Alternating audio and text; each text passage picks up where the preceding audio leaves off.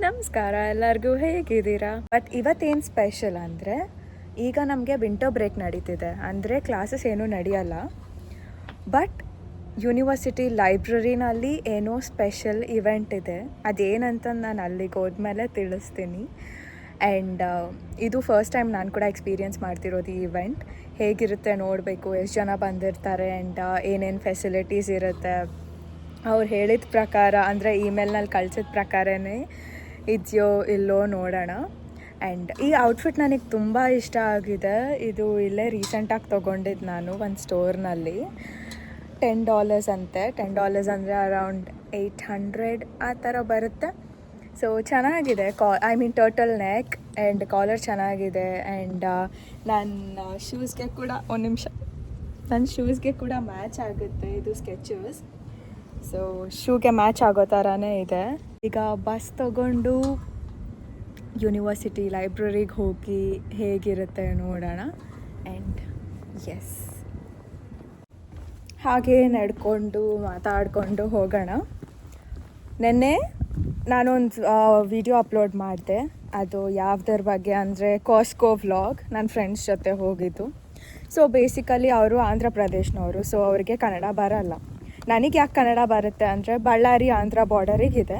And ನನಗೆ ತುಂಬ ಜನ ಫ್ರೆಂಡ್ಸ್ ಇದ್ದಾರೆ ತೆಲುಗು ಅವರು. ಅವ್ರು ಮಾತಾಡೋದು ಕೇಳಿಸ್ಕೊಂಡು ಅವ್ರ ಮನೆಯವ್ರ ಜೊತೆ ಮಾತಾಡೋದು. ನನಗೆ ನೇಬರ್ಸ್ ಕೂಡ ತುಂಬ ಜನ ತೆಲುಗು ಅವರೇ ಇದ್ದಾರೆ. ಸೊ ನಾನು ಹಾಗೆ ಬೆಳೀತಾ ಕಲ್ತಿದ್ದು ತೆಲುಗು. ನಾನೇನು ಹುಟ್ತಾನೆ ತೆಲುಗು ಕಲ್ತಿಲ್ಲ.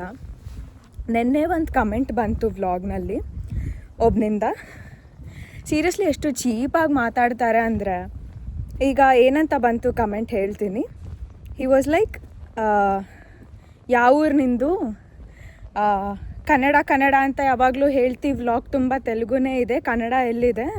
ಸುಮ್ಮನೆ ಕನ್ನಡ ಚಾನಲ್ ಕ್ಲೋಸ್ ಮಾಡಿಕೊಂಡು ತೆಲುಗು ಚಾನಲ್ ಓಪನ್ ಮಾಡ್ಕೋ ಅಂತ ಅಂದ. ನೋಡಿ, ಫಸ್ಟ್ ಥಿಂಗ್, ಅವ್ರಿಗೆ ಕನ್ನಡ ಕಲ್ತ್ಕೊಳ್ಳಿ ಅಂತಂದೇಳಿ ಫೋರ್ಸ್ ಮಾಡೋಕ್ಕೆ ಹೋಗಬಾರ್ದು. ಬಿಕಾಸ್ ಅದವ್ರ ನೇಟಿವ್ ಲ್ಯಾಂಗ್ವೇಜ್ ಅಲ್ಲ. ಆ್ಯಂಡ್ ನಂದು ಕೂಡ ತೆಲುಗು ನೇಟಿವ್ ಲ್ಯಾಂಗ್ವೇಜ್ ಅಲ್ಲ. ನಾನೇನು ಕ್ಲಿಯರಾಗಿ ಮದರ್ ಟಂಗ್ ಥರ ಮಾತಾಡಲ್ಲ ತೆಲುಗು. ನಾನು ಕೂಡ ಇನ್ ಕೇಸ್ ನಾನು ಪರ್ಫೆಕ್ಟಾಗಿ ಮಾತಾಡಿದರೂ ಕೂಡ ಮಾತಾಡೋದ್ರಲ್ಲಿ ಏನು ತಪ್ಪಿದೆ? ಈಗ ನೋಡಿ, ಅವ್ರಿಗೆ ಕನ್ನಡ ಬರಲ್ಲ. ಸೊ ನನಗೆ ಕಮ್ಯುನಿಕೇಟಿಂಗ್ ಲ್ಯಾಂಗ್ವೇಜ್ ಅವ್ರ ಜೊತೆಗಿರೋದು ಇಂಗ್ಲೀಷ್ ಆ್ಯಂಡ್ ತೆಲುಗು.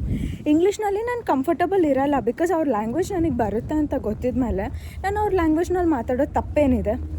ಇದು ಒಂಥರ, ಆ ಕಮೆಂಟ್ ಎಷ್ಟು ಅಫೆಂಡಿಂಗ್ ಇತ್ತು ಅಂದರೆ, ಸೀರಿಯಸ್ಲಿ ನಾನು ಆ್ಯಕ್ಚುಲಿ ಕಮೆಂಟ್ ಡಿಲೀಟ್ ಮಾಡಿದೆ ನಾನು.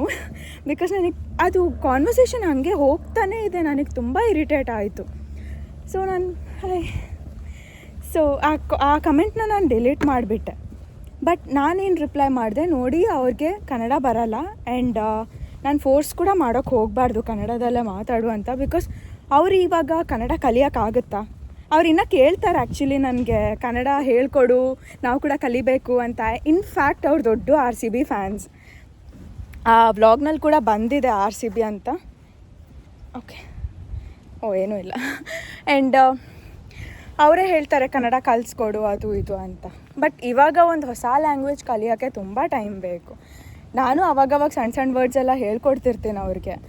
ಆ್ಯಂಡ್ ಈಗ ನಾನು ತೆಲುಗುನಲ್ಲಿ ಮಾತಾಡೋದ್ರಲ್ಲಿ ಏನು ತಪ್ಪಿದೆ? ಸೊ ಈ ಕಮೆಂಟ್ಗೆ ಮತ್ತೆ ಏನು ರಿಪ್ಲೈ ಬಂತ ಅಂದರೆ, ನಿಮ್ಮಂಥ ಏನೋ ಸಮ್ ಬ್ಯಾಡ್ ವರ್ಡ್ ಬಂತು, ನಿಮ್ಮಂಥ ಡ್ಯಾಶ್ ಅವರಿಂದಾನೇ ನಮ್ಮ ಸ್ಟೇಟ್ಗೆ ಬೇರೆಯವರೆಲ್ಲ ಬರ್ತಿರೋದು, ಅವ್ರು ಕನ್ನಡ ಕಲಿಯಲ್ಲ, ಹಿಂದಿ ಅದು ಇದು ಏನೇನೋ ಮಾತಾಡ್ದ. ನನಗೆ ಸೀದಾ ಇರಿಟೇಟ್ ಆಗಿಬಿಡ್ತು. ಇಷ್ಟೊಂದು ಮಾತಾಡಬಾರ್ದು, ಅದೊಳ್ಳೆ ನನ್ನ ಚಾನಲ್ಗೆ ಒಂಥರ ಅನಿಸ್ಬಿಡ್ತು ನನಗೆ. ಅದಕ್ಕೆ ನಾನು ಕಮೆಂಟ್ ಡಿಲೀಟ್ ಮಾಡಿಬಿಟ್ಟೆ. ಆ್ಯಕ್ಚುಲಿ ಡಿಲೀಟ್ ಮಾಡಬಾರ್ದಿತ್ತು, ಹಂಗೆ ಇರಬೇಕಿತ್ತು. ಬಟ್ ನನಗೆ ತುಂಬ ಜಾಸ್ತಿ ಇರಿಟೇಟ್ ಆಯಿತು ಅಂದರೆ, ತುಂಬ ಕಾನ್ವರ್ಸೇಷನ್ ಹಂಗೆ ಗೋ ಆನ್ ಆಗ್ತಿದೆ ಅಂದರೆ ನಾನು ಡಿಲೀಟ್ ಮಾಡಿಬಿಡ್ತೀನಿ, ಇಟ್ಕೊಳಕ್ಕೆ ಹೋಗಲ್ಲ ನಾನು. ಬಟ್ ಇದೊಂದು ವಿಷಯ ನಾವು ಕಲಿಬೇಕು. ಈಗ ಅವ್ರಿಗೆ ನಮ್ಮ ಭಾಷೆ ಬರೋಲ್ಲ, ಬಟ್ ನಮಗೆ ಅವ್ರ ಭಾಷೆ ಬರುತ್ತೆ ಅಂದರೆ ಮಾತಾಡೋದ್ರಲ್ಲಿ ಏನು ತಪ್ಪಿದೆ? ಒಂದು ಕಮ್ಯುನಿಕೇಷನ್ ಬೇಕು ಅಷ್ಟೇ. ಇದೇನು ಸ್ಟೇಟ್ ನಾವೇನು ಇಲ್ಲಿ ಜಗಳ ಮಾಡಿಕೊಂಡು ಯುದ್ಧ ಮಾಡೋಕ್ಕೇನು ಬಂದಿಲ್ಲ ಅಲ್ಲ, ಫ್ರೆಂಡ್ಸ್ ಅಷ್ಟೇ, ಮುಗೀತು. ಯಾಕಷ್ಟು ವೈರತ್ವ, ಯಾಕಷ್ಟು ಫೋರ್ಸ್ಫುಲಿ ಮಾತಾಡ್ಬೇಕು ಯಾರ ಜೊತೆಗಾದರೂ? ಆ ಥರ ಏನಿಲ್ಲ ಅಲ್ಲ. ಅವ್ರ ಜೊತೆ ನನಗೆ ವೈಬ್ ಇಷ್ಟ, ಅವ್ರ ಲ್ಯಾಂಗ್ವೇಜ್ ನನಗೆ ಬರುತ್ತೆ, ಕಮ್ಯುನಿಕೇಟ್ ಮಾಡ್ತೀನಿ, ಕಾನ್ವರ್ಸೇಷನ್ ನಡೆಯುತ್ತೆ, ಅಷ್ಟೇ ಅಲ್ಲ, ಸಿಂಪಲ್. ಸೀರಿಯಸ್ಲಿ ಟೂ ಮಚ್ ಆಯಿತು ಅವ್ನು ಮಾಡಿದ್ದು. I was like fine chill ಇಂಥವರೆಲ್ಲ. ಅದೂ ಒಂದು ಸ್ಪ್ಯಾಮ್ ಅಕೌಂಟ್. ಒರಿಜಿನಲ್ ಹೆಸರು ಇಟ್ಕೊಂಡು ಒರಿಜಿನಲ್ ಆಗಿ ಏನೂ ಅಕೌಂಟ್ ಇಟ್ಕೊಂಡಿಲ್ಲ ಅವನು. ಅದೇನೋ ಒಳ್ಳೆ ಸ್ಟುಪಿಡ್ ಅಕೌಂಟ್ ಇತ್ತು ಅಷ್ಟೇ. ಸುಮ್ಮನೆ ಅದೇ ನಾನು. ಈ ಥರ ಎಷ್ಟೋ ಕಮೆಂಟ್ಸ್ ಬರ್ತಿರ್ತವೆ, ತಲೆ ಕೆಡ್ಸ್ಕೋಬಾರ್ದು ಅಷ್ಟೇ. ಇಂಡಿಯಾ ನನ್ನ ಬಸ್ ಸ್ಟಾಪ್ ಬಂತು. ಈಗ ಕಾಲೇಜ್ಗೆ ಹೋಗಿ ಬ್ಲಾಗ್ ಕಂಟಿನ್ಯೂ ಮಾಡ್ತೀನಿ.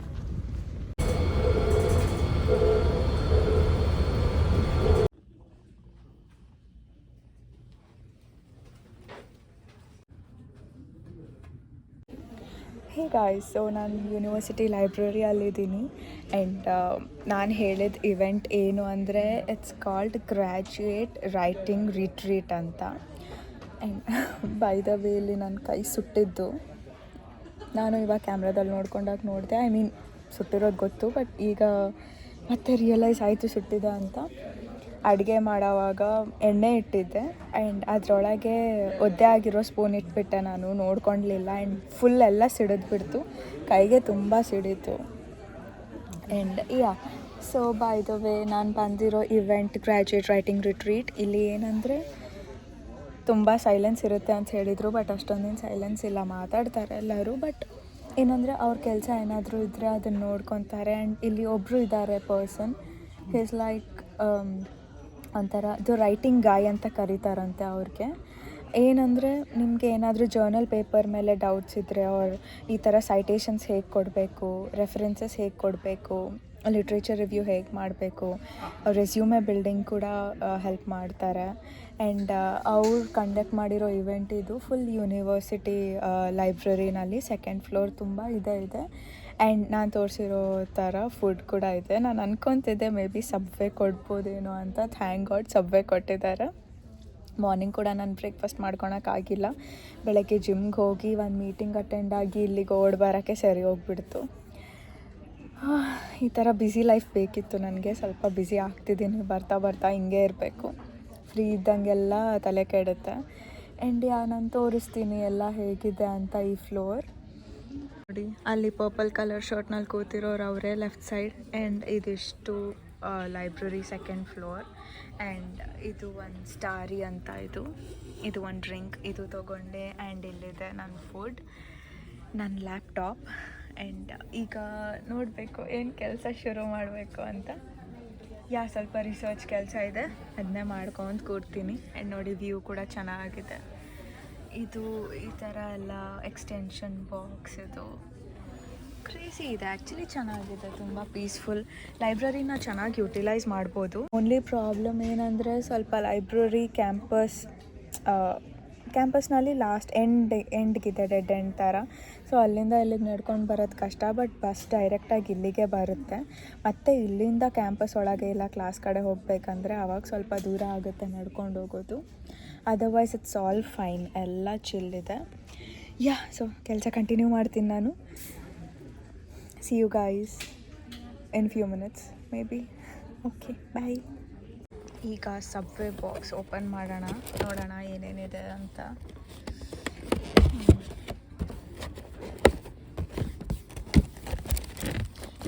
ಒಂದು ವ್ರ್ಯಾಪ್ ಇದೆ. ಆ್ಯಂಡ್ ಇದು ಕುಕ್ಕೀಸ್. ಚೀಟೋಸ್ ಬಂತು. ಬೇಕಾಗಿದೆ, ಬಂದಿದೆ ಅಲ್ಲ. ಆ್ಯಕ್ಚುಲಿ ಸಬ್ವೆ ಕುಕ್ಕೀಸ್ ಮಾತ್ರ ತುಂಬ ಚೆನ್ನಾಗಿರುತ್ತೆ, ತುಂಬ ಟೇಸ್ಟಿ. ನೀವು ಕೂಡ ಟ್ರೈ ಮಾಡಿ ಎಲ್ಲಾದರೂ ಸಿಕ್ಕರೆ.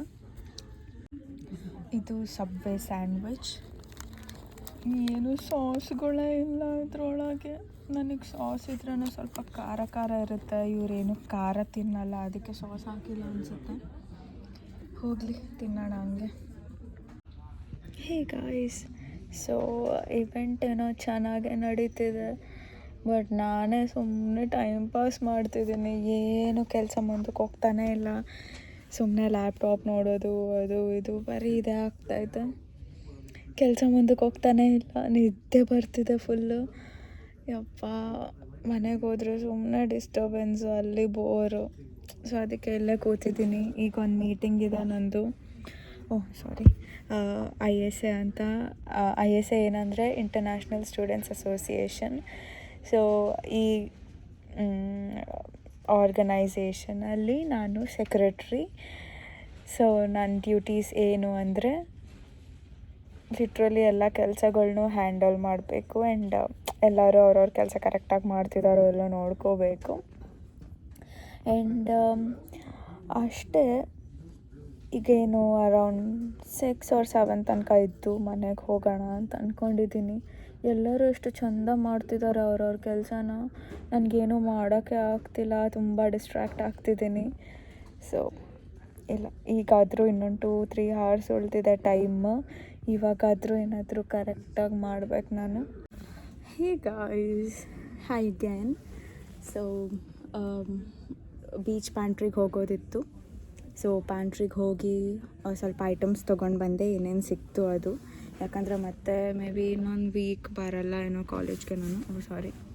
ಸೊ ಯಾ, ಆ್ಯಂಡ್ ಈಗ ಲಂಚ್ ಇದೆ ಆ್ಯಂಡ್ 6 o'clock ಅಂತ ಹೇಳಿದರು. ಈಗಾಗಲೇ 5:30 ಆಗೋಕ್ಕೆ ಬಂತು. ಆ್ಯಂಡ್ ಲಂಚ್ ಏನು ಅಂದರೆ ನನ್ನ favourite pizza and cheese pizza ಕೂಡ ಇದೆ. ನನಗನ್ಸೋ ಮಟ್ಟಿಗೆ ಅದು ಯಾವ ಕಂಪನಿ ಗೊತ್ತಿಲ್ಲ, ನನಗೆ ಕಾಣ್ತಿಲ್ಲ ಇಲ್ಲಿಂದ. ಬಟ್ ನಾನು ಕಾಫಿ ತರೋಣ ಅಂತ ಹೋದೆ. ಕಾಫಿ ತರೋಕ್ಕೆ ಹೋದಾಗೆಲ್ಲ ಅರೇಂಜ್ ಮಾಡ್ತಿದ್ರು ಆ್ಯಂಡ್ ಸ್ವಲ್ಪ ಸ್ನ್ಯಾಕ್ಸ್ ಕೂಡ ಇಟ್ಟಿದ್ರು. ಸ್ನ್ಯಾಕ್ಸ್ ಏನು ತೊಗೊಂಡೆ ಅಂತ ತೋರಿಸ್ತೀನಿ. ಲಿಟ್ರಲಿ ನಾನಿಲ್ಲಿಗೆ ಬರೀ ತಿನ್ನೋಕ್ಕೆ ಬಂದಿದ್ದೀನೇನೋ ಅನ್ನೋ ಥರ ಫೀಲ್ ಆಗ್ತಿದೆ. ಬಿಕಾಸ್ ಕೆಲಸ ಮಾತ್ರ ತುಂಬ ಕಮ್ಮಿ ಮಾಡ್ತಿದ್ದೀನಿ. ಐ ಮೀನ್ ಸ್ವಲ್ಪ ಹೊತ್ತು ಕುತ್ಕೊಂಡು ಮಾಡಿದೆ. ಈಗ ಸ್ವಲ್ಪ ಆರ್ಟಿಕಲ್ಸ್ ಕಲೆಕ್ಟ್ ಮಾಡೋದಿತ್ತು, ಅದು ಮಾಡಿದೆ ಆ್ಯಂಡ್ ಪ್ಯಾಂಟ್ರಿಗೆ ಹೋಗಿ ಬಂದೆ. ಬಟ್ ಲಿಟ್ರಲಿ ಏನೂ ಮೂಡೇ ಇಲ್ಲ ನನಗೆ ಓದೋಕ್ಕೆ.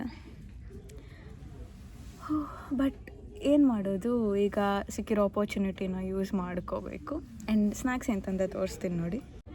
ಇದು ಏನೋ ಫ್ರೂಟ್ಸ್ ಸ್ನ್ಯಾಕ್ಸ್ ಅಂತೆ, ಲೈಕ್ ಡ್ರೈಡ್ ಫ್ರೂಟ್ಸ್ ಇರುತ್ತೆ ಇದರಲ್ಲಿ. ಆ್ಯಂಡ್ ಇದು ಎಲ್ಲ ನಟ್ಸ್ ಇರುತ್ತೆ ನೋಡಿ, ಪೀನಟ್ಸ್, M&M's, ಅದು chocolates, raisins, almonds, cashews.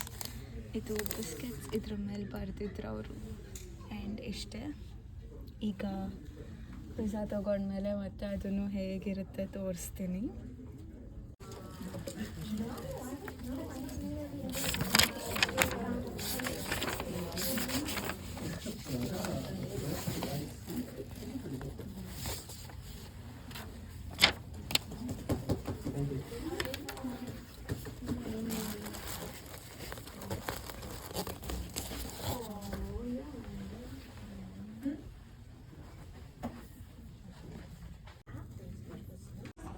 Hey guys, so pizza ತೊಗೊಂಡು ಬಂದೆ.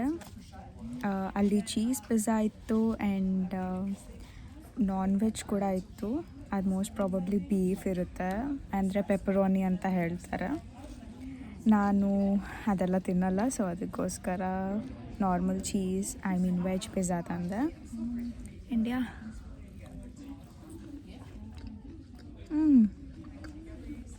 ಚೆನ್ನಾಗಿದೆ.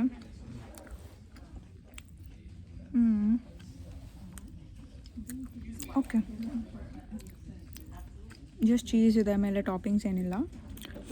ಇಟ್ಸ್ ಓಕೆ, ಎಷ್ಟಾದರೂ ಕೊಡ್ತಿದ್ದಾರೆ. ಈಗ ಮತ್ತೆ ಮನೆಗೆ ಹೋಗಿ ಅಡುಗೆ ಮಾಡ್ಕೊಳಕ್ಕಾಗಲ್ಲ, ಅದಕ್ಕೆ ಸುಮ್ಮನೆ ಎಲ್ಲೇ ತಿಂದು ಇನ್ನೊಂದು ಸ್ವಲ್ಪ ಕೆಲಸ ಮಾಡಿ ಮನೆಗೆ ಹೋಗಬೇಕು. See you guys while going back home. Bus ಸಿಕ್ಕಿದಾಗ ಮತ್ತೆ ಬ್ಲಾಗ್ ಮಾಡ್ತೀನಿ. ಅಲ್ಲಿವರೆಗೂ ಟೇಕ್ ಕೇರ್.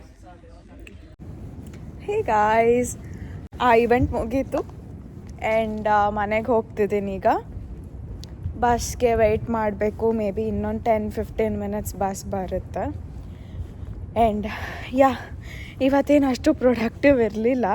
ಐ ಮೀನ್ ಏನೋ ಮೈಂಡ್ ಅಷ್ಟು ಕರೆಕ್ಟಾಗಿ ಇರಲಿಲ್ಲ, ಕಾನ್ಸಂಟ್ರೇಟ್ ಮಾಡೋಕ್ಕಾಗಲಿಲ್ಲ. ಬಟ್ ಯಸ್, ಇಟ್ಸ್ ಓಕೆ, ಸ್ವಲ್ಪ ಆದರೂ ಕೆಲಸ ಆಯಿತು. ಆ್ಯಂಡ್ ಸ್ವಲ್ಪ ಚೇಂಜ್ ಆಫ್ ಪ್ಲೇಸ್, ಸ್ವಲ್ಪ ಚೇಂಜ್ ಸಿಕ್ತು ನನಗೆ. ಮನೇಲಿದ್ದು ಇದು ಫುಲ್ ಬೇಜಾರಾಗ್ತಿತ್ತು, ಅದೇ ಕ್ಲಾಸ್ ಅದೇ ಮನೆ. ಸೊ ಸ್ವಲ್ಪ ಡಿಫ್ರೆನ್ಸ್ ಇತ್ತು ಇವತ್ತು. ತುಂಬ ಚಳಿ ಇದೆ ಯಪ್ಪ. ಮನೆಗೆ ಹೋಗೋಣ. Good night guys. I mean may be good morning ಆಗಿರುತ್ತೆ, ನಾನು ಪೋಸ್ಟ್ ಮಾಡಿದ್ರೆ ಗೊತ್ತಿಲ್ಲ. ಇಂಡಿಯಾ, ಟೇಕ್ ಕೇರ್, ಬಾಯ್.